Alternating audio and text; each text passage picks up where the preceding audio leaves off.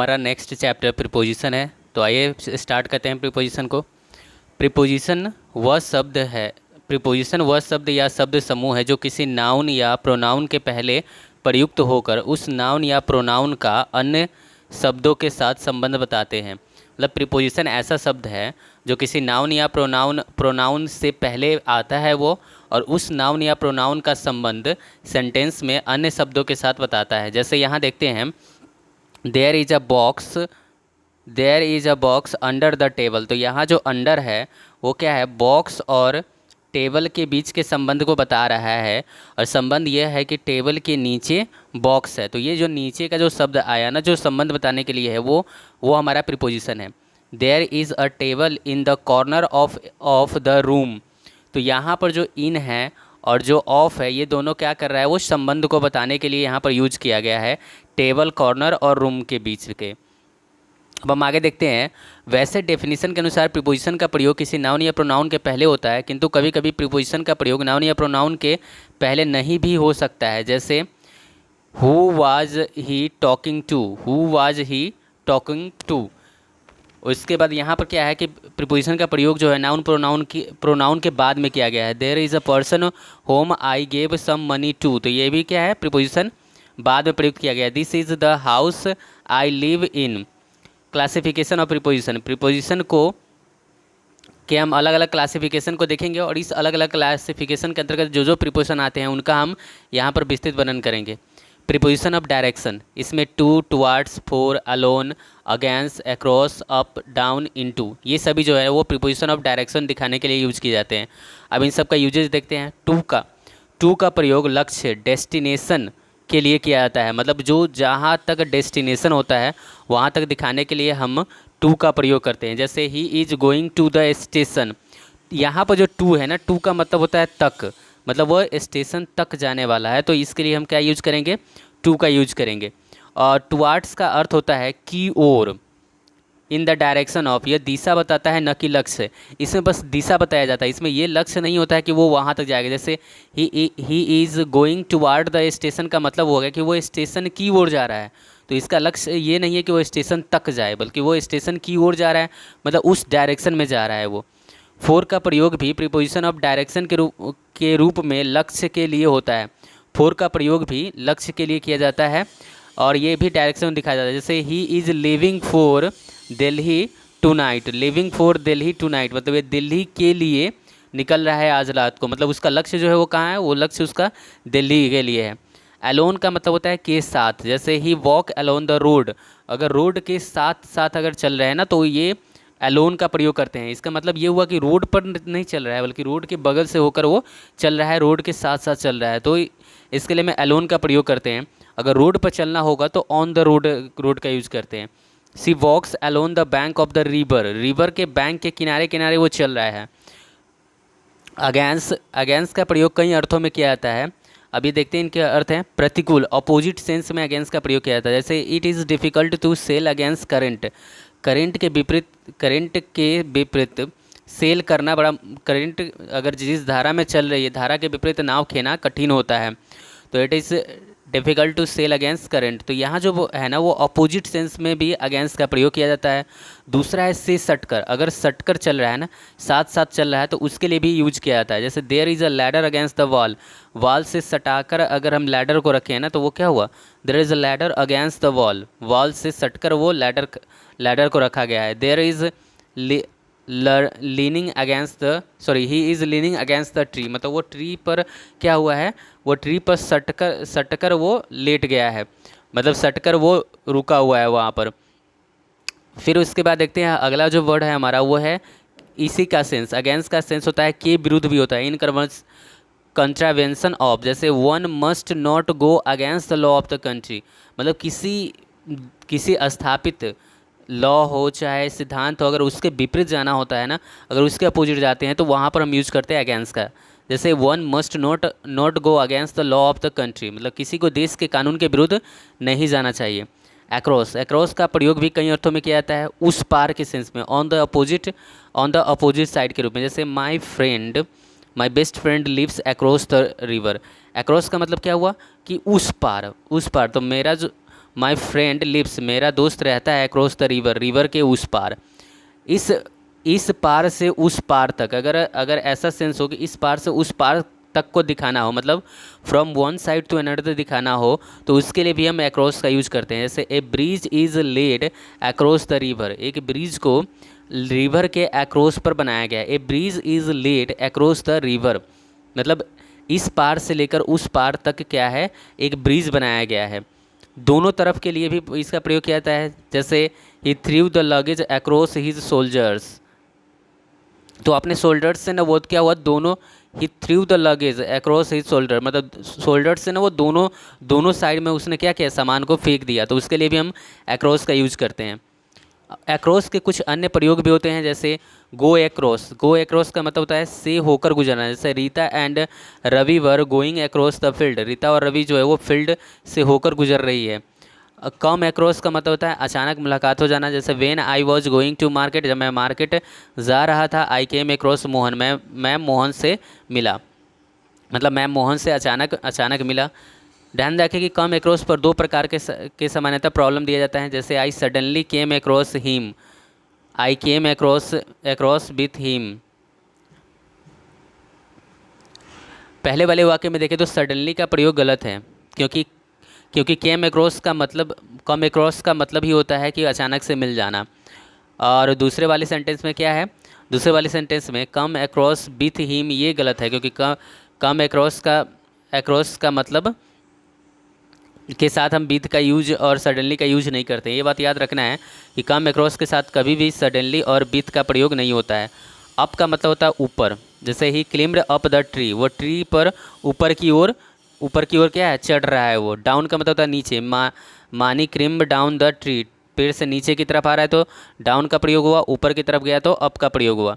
Into का प्रयोग अंदर की तरफ की गति को दिखाने के लिए होता है, मतलब मोशन टुवर्ड्स इनसाइड, अंदर की तरफ जो गति होता है ना, उसको दिखाने के लिए इनटू का प्रयोग करते हैं। जैसे a dog fail into the well, एक डॉग जो है वो कुएं में गिर गया। तो ये क्या हुआ कि अंदर की तरफ ये गति दिखा रहा है कि कुएं में गिर गया। She went into the room, वो रूम में चली गई। प्रीपोजिशन ऑफ प्लेस, अब ये जो है वो स्थान को, पोजीशन को बताने का काम करता है। ये कौन कौन है, एट है, इन है, ऑन है, एवब है, बिलो है, ओवर है, अंडर है, बिटवीन है, अमोंग है, एमंगस्ट है, अमीड है, अमिडस्ट है, बिफोर है और बिहाइंड है।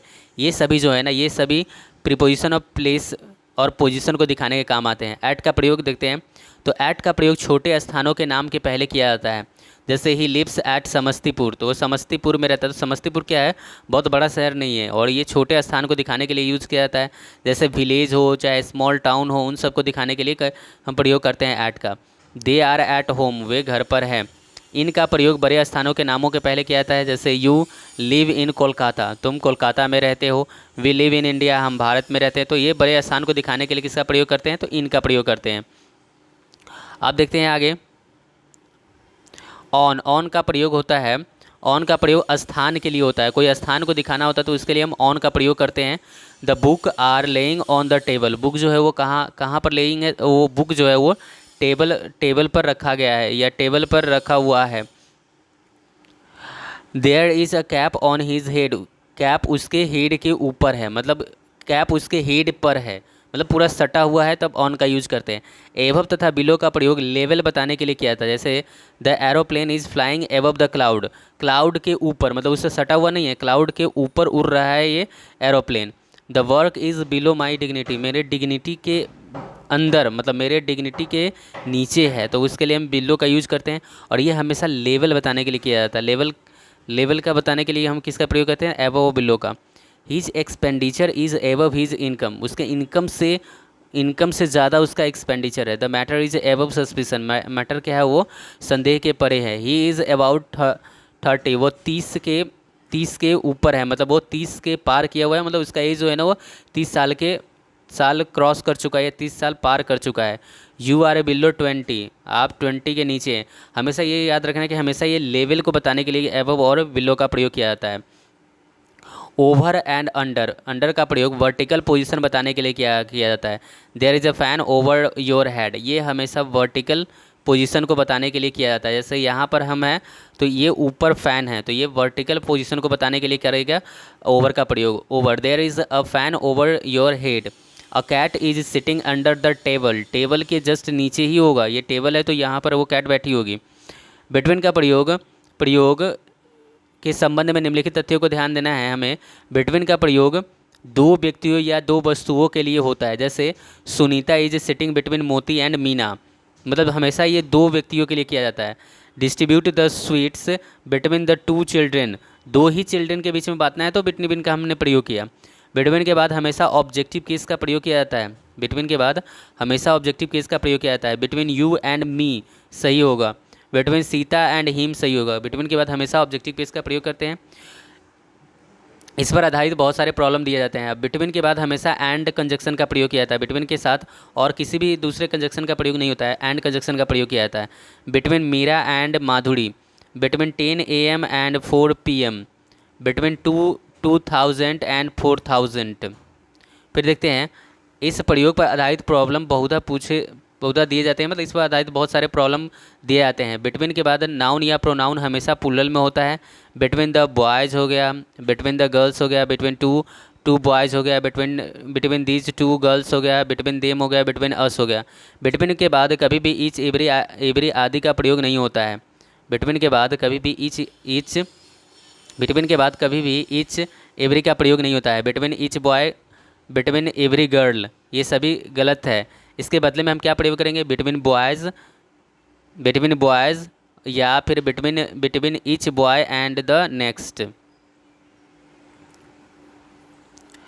बिटवीन द गर्ल्स या फिर हम between each girl and the next आदि का प्रयोग होगा।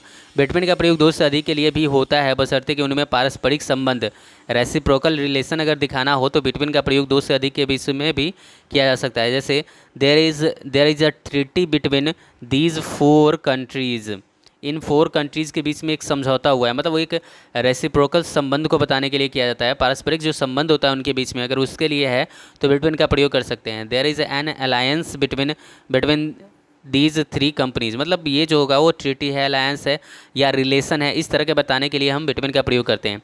इस नियम की पुष्टि के लिए निम्नलिखित वाक्य को हमें देखना है।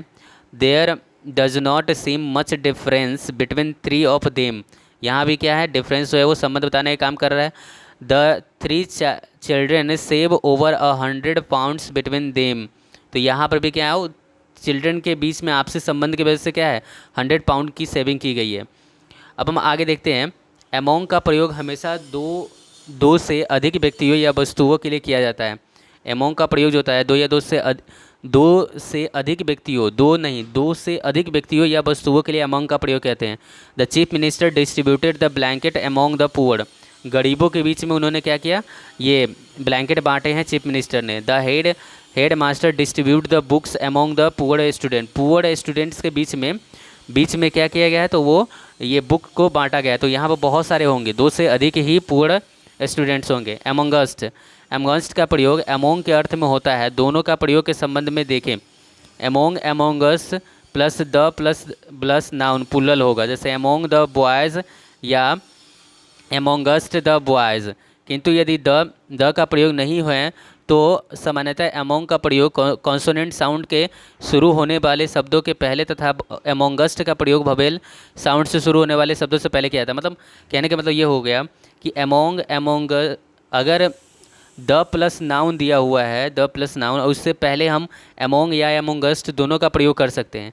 लेकिन अगर ये द नहीं दिया गया है तो उस केस में हम देखेंगे कि ये जो वर्ड है वो अगर कॉन्सोनेंट साउंड करता है तो उससे पहले हम अमोंग का प्रयोग करेंगे। अगर वो वोवेल साउंड करता है तो उससे पहले हम अमोंगस्ट का प्रयोग करेंगे। जैसे अमोंग देम, तो ये क्या है, कॉन्सोनेंट साउंड कर रहा है तो अमोंग लगा। और अमोंग यू, ये कॉन्सोनेंट साउंड कर रहा है तो इससे पहले क्या हुआ, अमोंग का प्रयोग किया गया।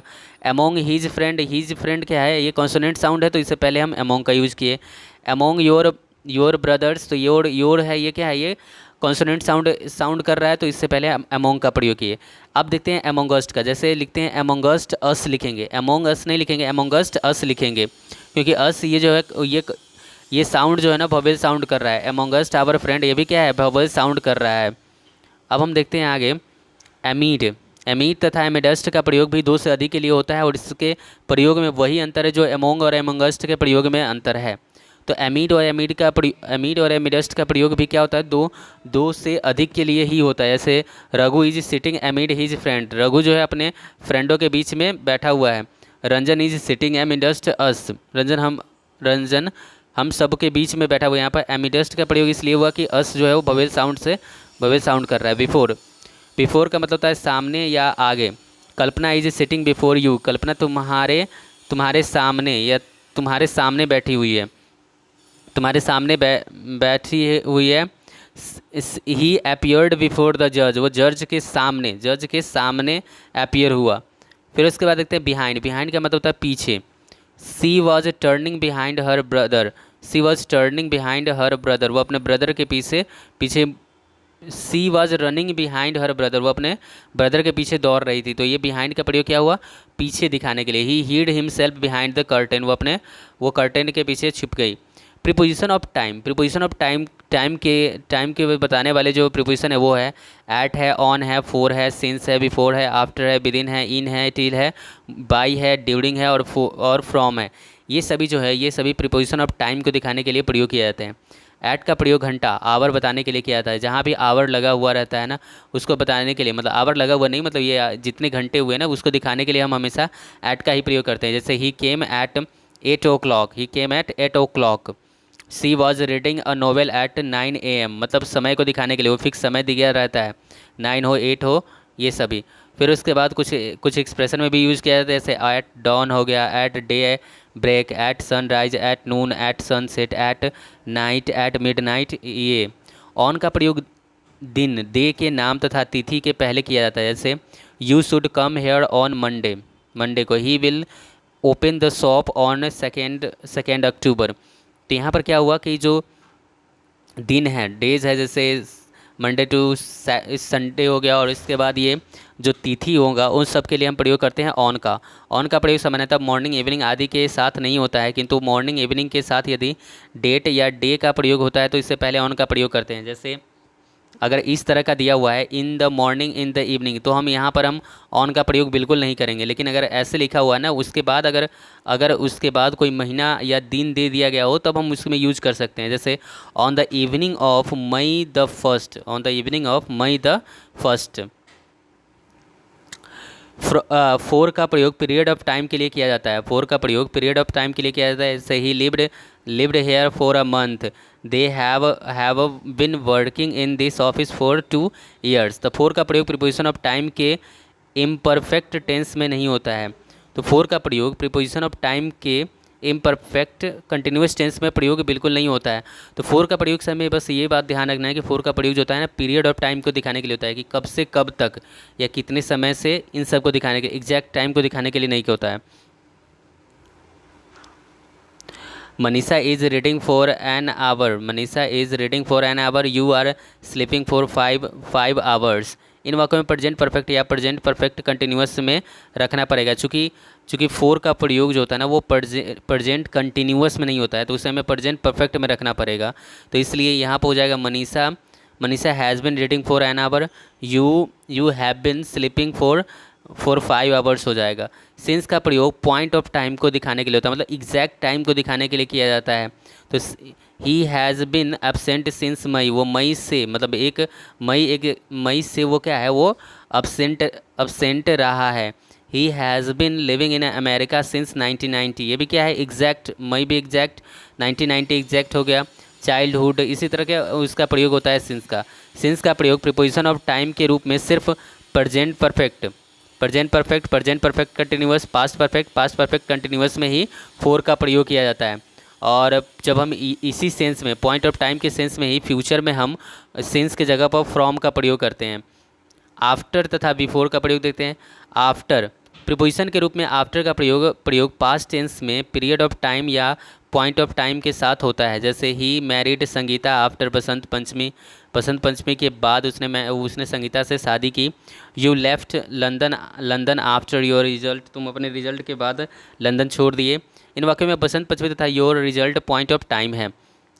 Jayant returned his book to me after a month. अब हम आगे देखते हैं आफ्टर तथा बिफोर का प्रयोग फ्यूचर टेंस में हमेशा पॉइंट ऑफ टाइम के साथ होता है। फ्यूचर टेंस में भी इसका प्रयोग होता है आफ्टर बिफोर का। I will complete this work before October, अक्टूबर से पहले, लेकिन हमेशा वो किसका होगा, पॉइंट ऑफ टाइम के साथ होगा।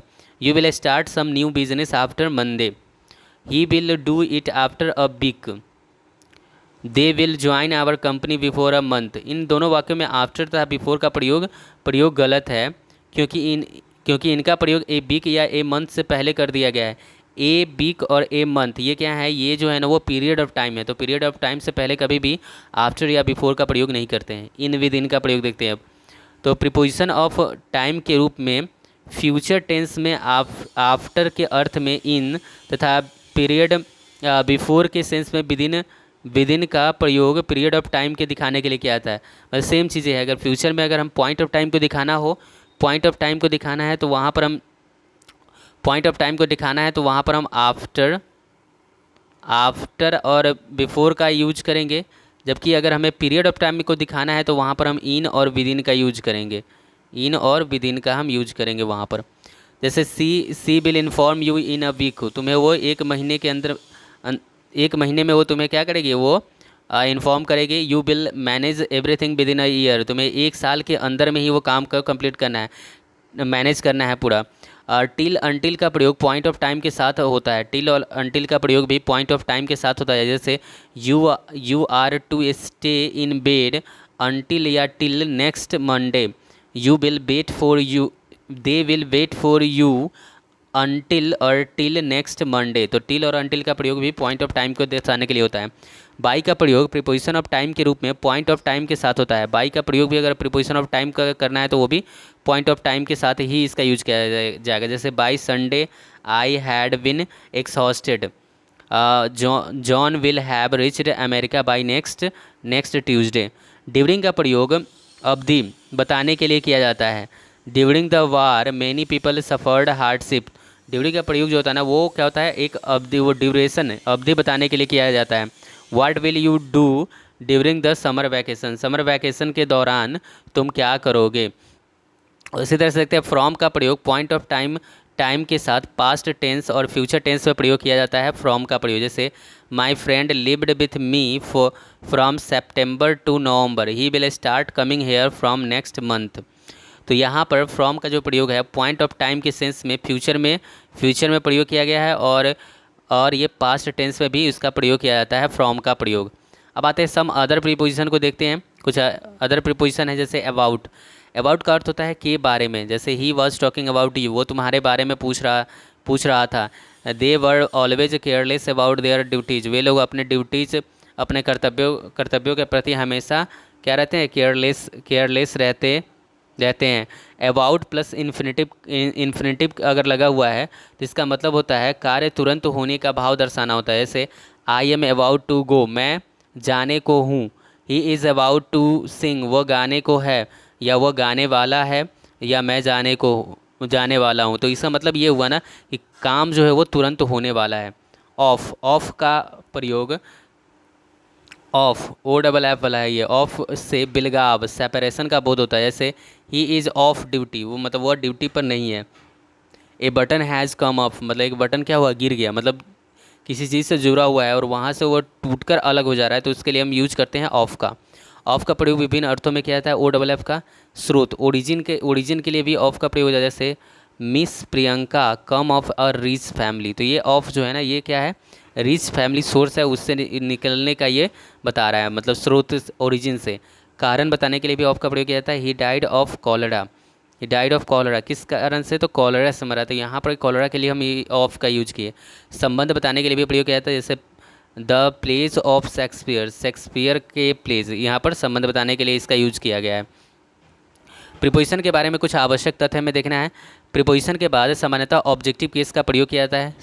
प्रीपोजिशन के बाद सामान्यतः ऑब्जेक्टिव केस का प्रयोग किया जाता है। जैसे I do not depend on him, ये क्या है, ऑब्जेक्टिव केस में है। सी रिलीज ऑन मी, ये मी क्या है, ऑब्जेक्टिव केस में है।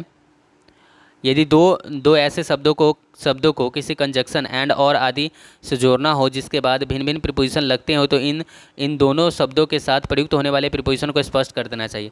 अगर वर्ड के साथ अलग अलग प्रीपोजिशन का प्रयोग होता है तो उन अलग अलग प्रीपोजिशन को हम निश्चित रूप से उस वर्ड के साथ दिखाना पड़ेगा अगर हम उसे एंड या और से जोड़ रहे हैं, मतलब कोई कंजक्शन से जोड़ रहे हैं। जैसे he is conscious of, and conjunction है, इंगेज्ड इन हर वर्क। तो यहाँ पर क्या किया हमने, दोनों को जोड़ने का काम किया, कंसस और इंगेज, लेकिन कंसस के साथ ऑफ लगता है और इंगेज के साथ इन लगता है।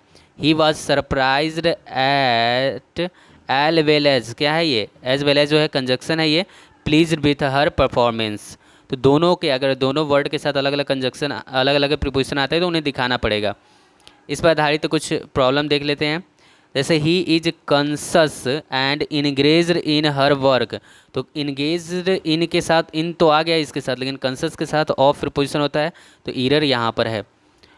About, after, at, before, for, from, in, on, to आदि प्रीपोजिशन के बाद यदि मुख्य वर्ब, मेन वर्ब का प्रयोग हो तो वह मुख्य क्रिया हमेशा आईएनजी के फॉर्म में प्रयोग किया जाता है।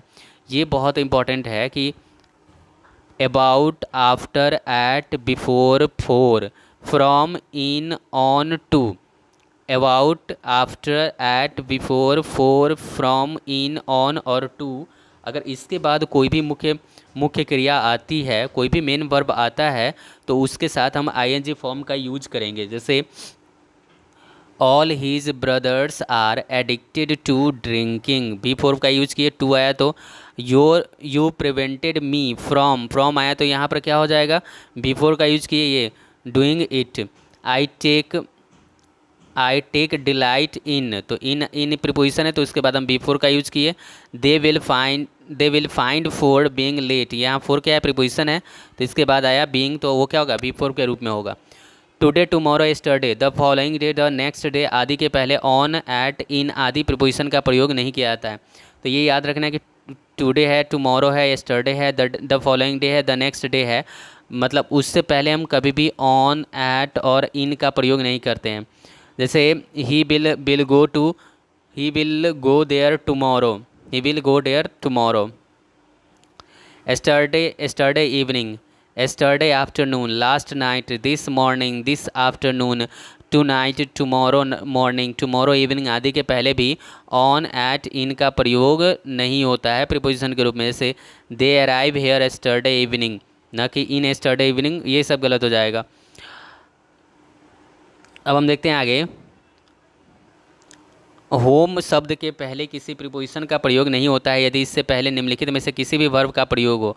अगर होम शब्द है और होम शब्द से पहले कोई प्रीपोजिशन, जैसे प्रीपोजिशन का प्रयोग तब नहीं होगा जब ब्रिंग, गो, गेट, अराइव और रीच, अगर ये सभी वर्ब अगर आए, ब्रिंग, गो, गेट, अराइव, रीच, अगर ये वर्ब आ रहे हैं तो होम से पहले हम किसी प्रीपोजिशन का प्रयोग नहीं करेंगे। ब्रिंग समवन और समथिंग होम, ब्रिंग समबडी और समथिंग होम, यहाँ पर हम होम के साथ कोई प्रीपोजिशन का प्रयोग नहीं करेंगे। क्यों? क्योंकि ब्रिंग यहाँ पर वर्ब के रूप में प्रयोग किया गया है।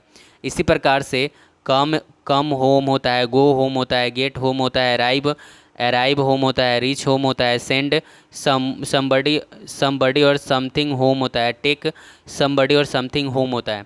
किंतु यदि होम के पहले कोई पॉसेसिव केस के एडजेक्टिव जैसे my, our, his, her, our, their, my, your, his, her, our, their या नाउन के साथ अपोस्ट्रॉफी का प्रयोग आदि का प्रयोग हो तो होम के पहले टू का प्रयोग किया जाता है। जैसे I went to his home, मतलब अगर कोई पॉसेसिव केस हो या अपोस्ट्रॉफी एस का प्रयोग हो तो उस सेंस में हम क्या करते हैं, होम के साथ हम होम के साथ टू प्रीपोजिशन का यूज करते हैं।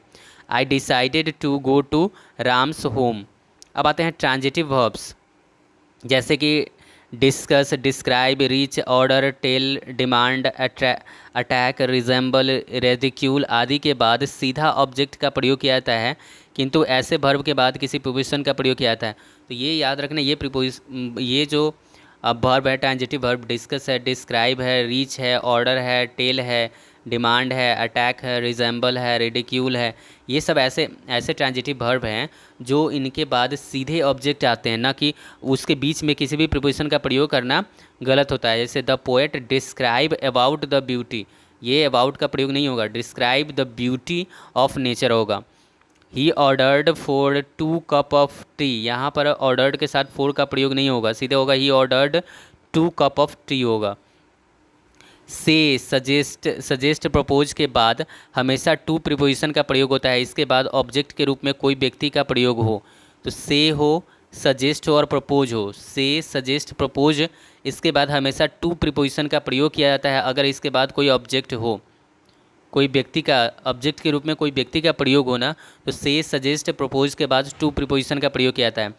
You suggested to me, she said to me, speak, reply, explain, complain, talk, listen, write आदि के बाद भी टू प्रीपोजिशन का प्रयोग किया जाता है। तो ये जो टू प्रीपोजिशन का प्रयोग हो गया, स्पीक है, रिप्लाई है, एक्सप्लेन है, कंप्लेन है, टॉक है, लिसन है, राइट है, इन सब के साथ भी प्रीपोजिशन टू का प्रयोग किया जाता है। जैसे he did not renounce and appropriate preposition, मतलब ऐसे कुछ नाउंस है जिसके साथ एक फिक्स प्रीपोजिशन का प्रयोग किया जाता है, उन्हें हम देखते हैं।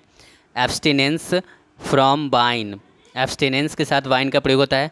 एबिलिटी फॉर और in some work, abundance of wealth, accession to the throne, access to a person और place, accomplice with a person in a crime, accusation of forgery in accordance with some rules, adherence to a rule, affection for somebody, affinity with something, affinity between two things, alliance with a person or a state, allusion to something, alternative to a method or something, analogy of a thing with another, analogy between things, animosity against somebody, antidote against infection, antidote to some poison, apprehension of danger, approach to anything, arrival in a country, arrival at a place, assault on a person or thing, attack somebody, attack के साथ अगर कोई व्यक्ति का बोध हो तो वहाँ पर हम ना कोई प्रीपोजिशन का यूज़ नहीं करते हैं, लेकिन अगर किसी कंट्री या किसी वस्तु पर हो तो वहाँ पर हम प्रयोग करते हैं। Attack on a country, attraction to और towards a thing, authority over a person, authority on a subject, aversion to a person or thing, candidate for a post, care for somebody's safety, care for his health, charge of murder charge with theft, claim on or against somebody, claim to property, compact with a person, comment on something, comparison of somebody with somebody, by या in comparison with, compassion for somebody, competition with somebody, competition for something, complicity in a crime, compliance with a request, commendation to death, condemnation to death, यहाँ सज़ा होता है, कंडेम्सन का मतलब सज़ा होता है।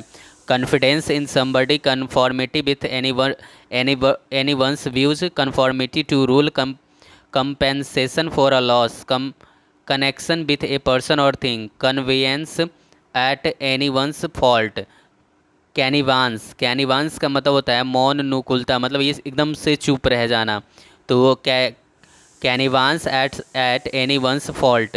Consciousness of guilt, consideration for somebody, contact with somebody something, contempt for a person और a thing, a contrast between two things, a contrast to a person or a thing, controversy on or about something, contribution to a fund, contribution towards some project, conversation with somebody, decision on some case, decision of some disputes, decline of an empire, decline in moral or price, degradation from rank, delight in music or in something, descent from ancestor, desire for wealth, desirous of something, disgust at meanness, dislike to a person or thing, distaste for mathematics something, doubt of or about a thing, duty to a person, encroachment on upon one's right, engagement with somebody। Engagement जो होता है ना, सगाई या वचनबद्धता होता है, वो किसी व्यक्ति के साथ होता है, तो engagement with somebody. Entrance into a place, enmity with somebody, esteem for something, esteem का मतलब होता है सम्मान, किसी व्यक्ति के लिए सम्मान। Exception to a rule, make an exception of somebody और something, excuse for a mistake, failure of electricity, failure of somebody in something, faith in somebody or something, familiarity with a person or thing, freedom from some care, freedom from care something, freedom of action, glance at a person or a thing, glance over a wide surface, gratitude for a thing, gratitude for a person, grief at an event, grief for a person, gaze at the truth or something, harmony with anything, hatred of or for somebody, hatred of a thing, heir to some property, heir of somebody, hindrance to something, hint at some reward, hint at some reward,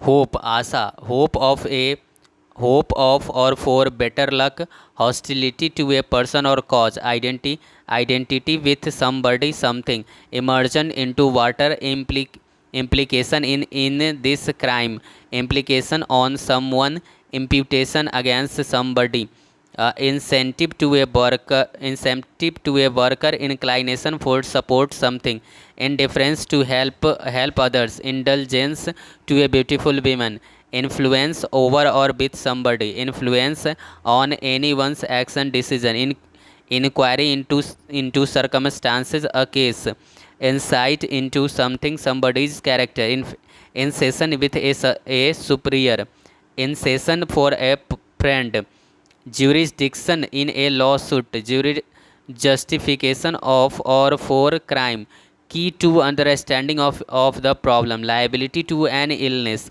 liable against his character, liking for non-vegetarian something, longing for luxury something, lust for life something, malice against an enmity, neglect of duty, neglect in doing a thing, nomination of a member, nomination to a position, opportunity for going abroad or doing something, partition, partnership in a thing, power over a person, persecution against infection, preface to a book, preference for something, preparation for examination or something, proof against somebody, proof of guilt, qualification for a post, quarrel with somebody something, readiness in responding, read, readiness for a journey, reference to a person or a thing, wide regard to that matter, regard for a person, relation between two things, relation with somebody,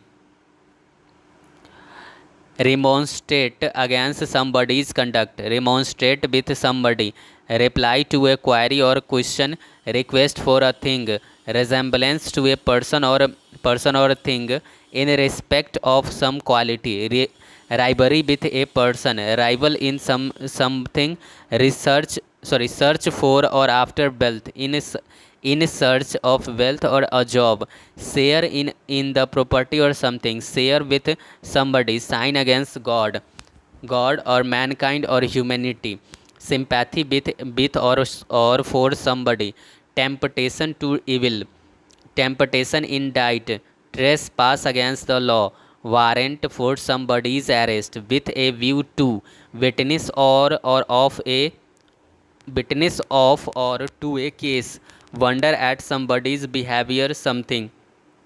देखते हैं सम verb और appropriate preposition, कुछ verb हैं जिनके साथ fix preposition का प्रयोग किया जाता है, जैसे अबाउंड इन और विथ समथिंग, एक्रू, एक्रू का मतलब होता है सूद आदि के रूप में बढ़ना, accrue to somebody, accrue, accrue from something, accuse somebody of theft, acquit a person of all charges, accute a person in a crime, adapt to new surroundings, adhere to a plan, a rule, a principle, agree to a proposal, agree with a person, agree on some matter, aim at a target, aim at doing something, alight from a bus or a train, allude to a fact, answer to a person, answer for misconduct or something, apologize to somebody, apologize for something, appeal to the judge or somebody, appeal against a sentence, appeal for mercy or something, apply to a person, apply for some post something,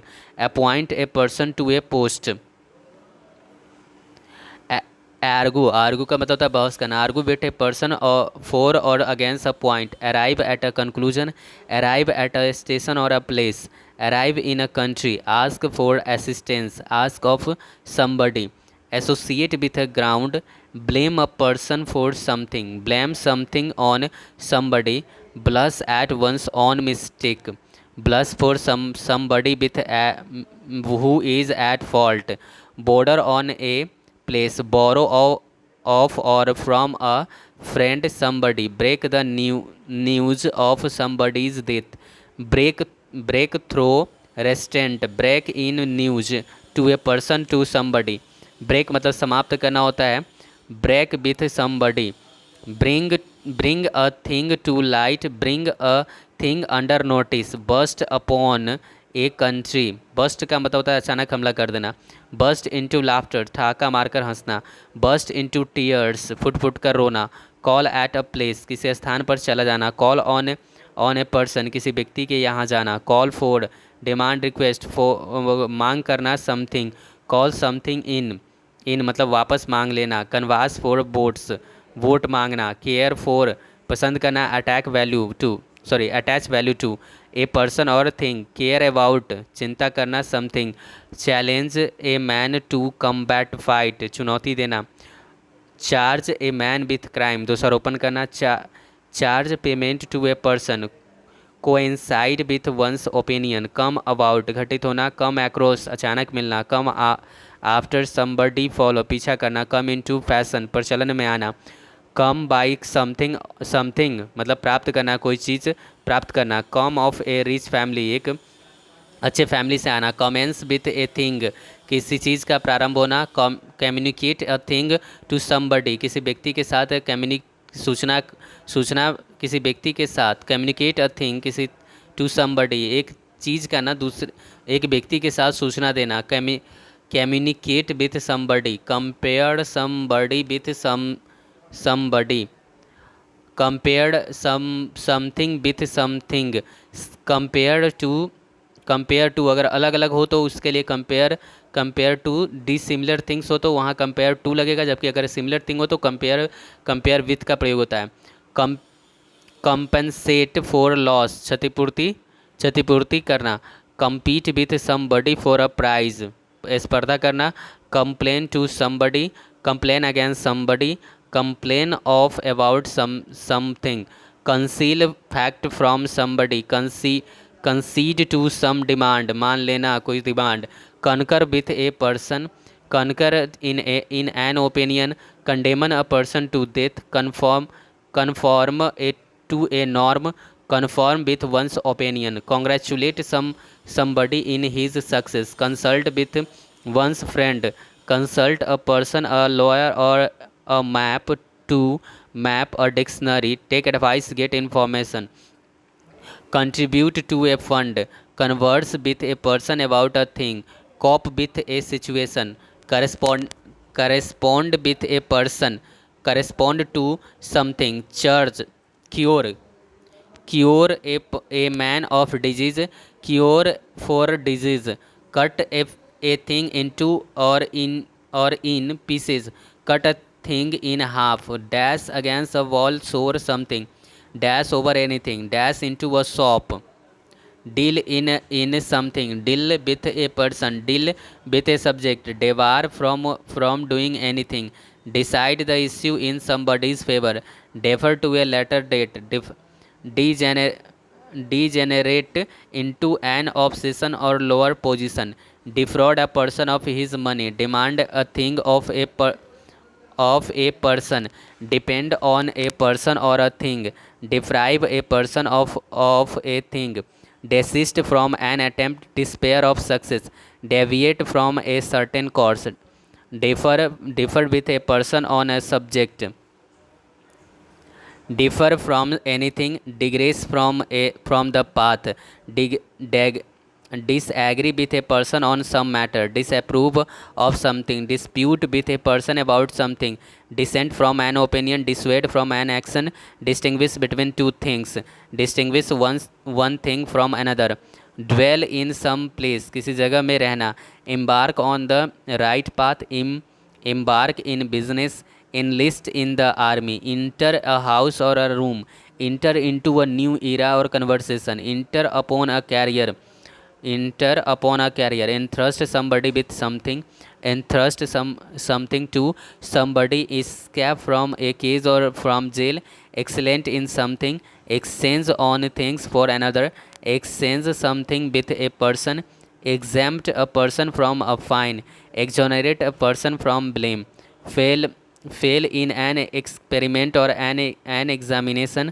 fail in something, fall into a well, fall among rotten apples, fall in with somebody or something, मिलना सहमत होना, fall on the enemy, fall in love with a person, किसी से प्रेम हो जाना, feed on milk, feed up, fight with or against poverty, fill with anything, get at the fact, get to journey's end, get over an element, get on with a person, live or work smoothly with him, get out of trouble, glance at a picture, glance at an event, gaze at something, hanker after money, hang of an event, hear of an event, hide a thing from a person, hope of good, import goods into a country, import goods from a country, impress an idea on somebody, impress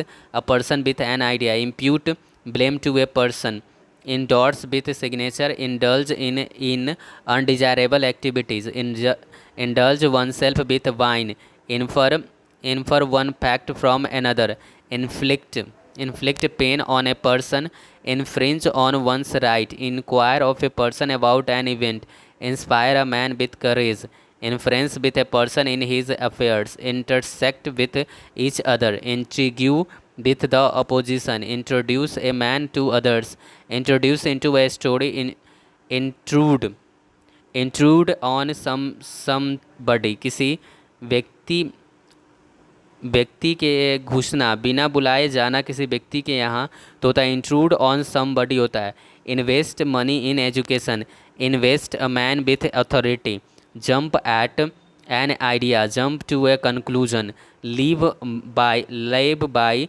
honest means और labour, live on somebody's charity, diet fruit और juice, live within one's budget और your means, look after one's children, look into a case, look for something lost, look over an account, look through a report, look up to मतलब किसी की ओर इस आशा भरी निगाह से देखना तो लुक अप टू होता है, lust for worldly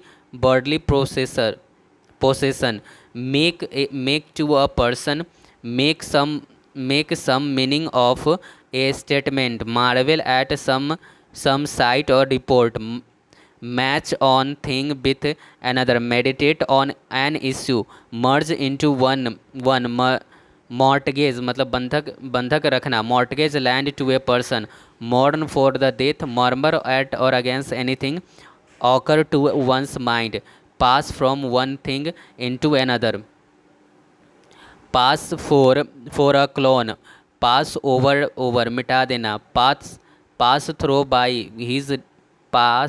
bye his gate, pass for one's mistake, penetrate into something, perish by the sword, perish with poverty, point at a person, point to some result, pray somebody for something, pray to God for success, prepare for the test, prepare against disaster, proceed against a culprit, prohibit from doing something, protect from disaster, protest against injustice, provide for one's family, provide against the rainy day, provide oneself with something, rail against somebody, reconcile to situation, reconcile with an opponent, recovered from ailment, rejoice at the success of a person, rejoice in one's own success, replace into idleness, relieve of or from duty, remind somebody of something,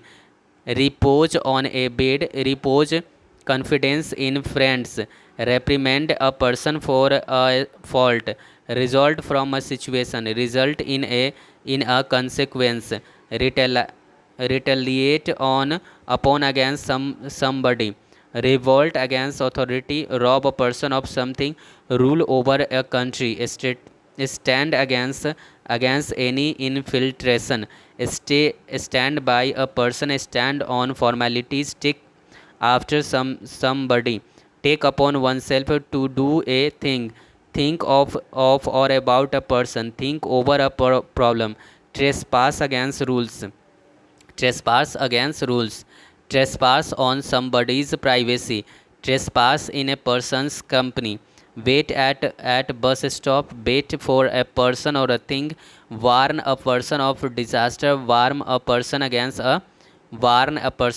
a fault.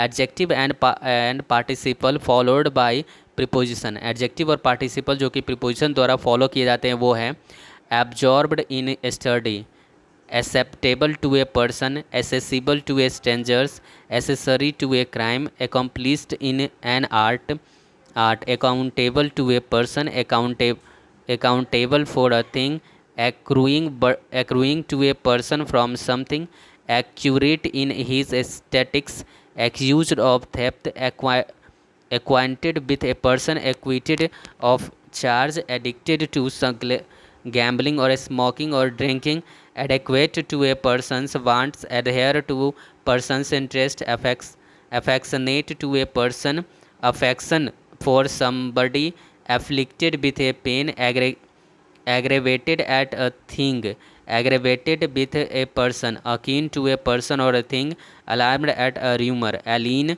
to a person's character, alienate from the party, alive, alive to the problem, amazed at some amazed at a person's behavior, ambition for something, ambitious of something, amused at something, angry at a thing, angry with a person, annoyed at a remark, annoyed with a person for saying or doing something, answerable to a person or person for something, anxious for his safety, anxious about the result, appalled at the sight,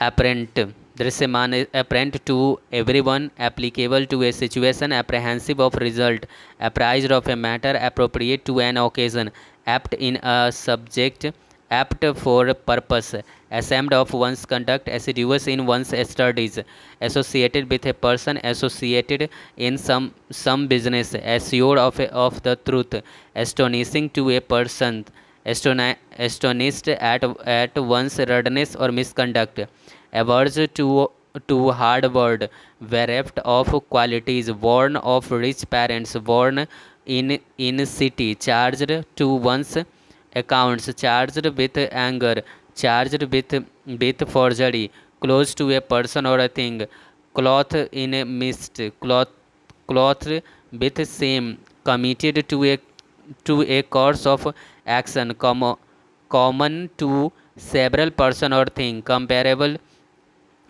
to something, compatible with one's temper, competent for certain work, composed of materials, commune with one's friends, concern about something, somebody, concern of one's welfare, concern in some business, conducive to a situation, conscious of a fault, contrary to rule, covetous of other men's goods, creditable to one's judgment, crude, cured of a disease, customary for a person deprived of rights, derogatory to one's character, designed for a purpose, desirous of success, destitutes for money, dexterous in or at doing something, disappointed in a thing obtained, disappointed with a person, disgusted with a thing, disgusted at or with a person, disqualified for a post, disqualified from competing, doubtful or dubious of intention,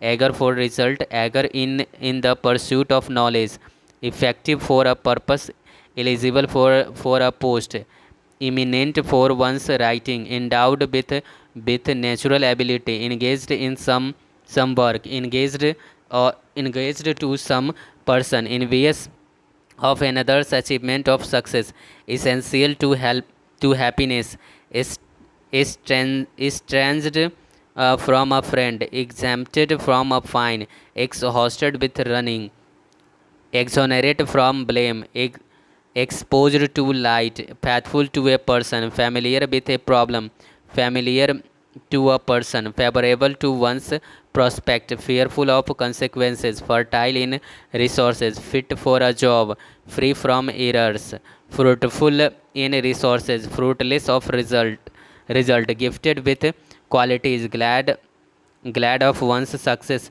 grateful for kindness, greedy of or after or for wealth, guilty guilty of murder, honest in one's dealings, horrified at a sight, hostile to conducive situation, ignorant of something, ill with fever, im- impertinent to some impertinent to somebody, something, incumbent on a person, indebted to a person, indebted for some goodness, indebted in a huge sum, interested in a person or a thing, introduced into a place, introduced to a person, invested with his full power, invested in business, involved in crime, in irrelevant to a topic, zealous of somebody, liable for payment, liable to error, moved to tears, moved at the sorry sight, moved with pity, moved by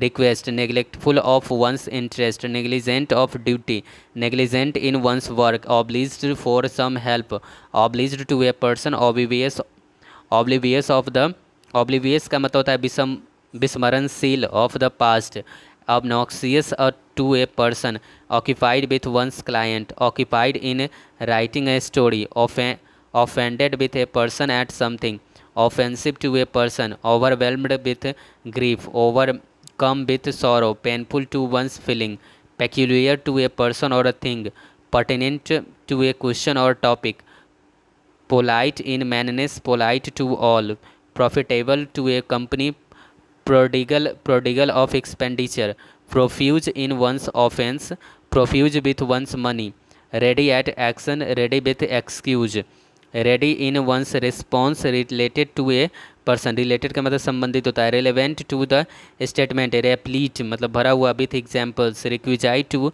success, requisite for a purpose, resolve into its elements, resolve on completing the work, res- responsible for an incident or something, responsible to a person, sanguine मतलब आशावान, sanguine of success, satiated with pleasure, satisfactory to a person, satisfied of a fact, satisfied with one's work, secure from harm, secure against an attack, sensitive to criticism, shocked at the sad news, shocking to all, silent about a matter, similar to a person or a thing, solicitous of a reply, solicitous for somebody's safety, startled at somebody's behavior, strange to a person, subject to change, suited to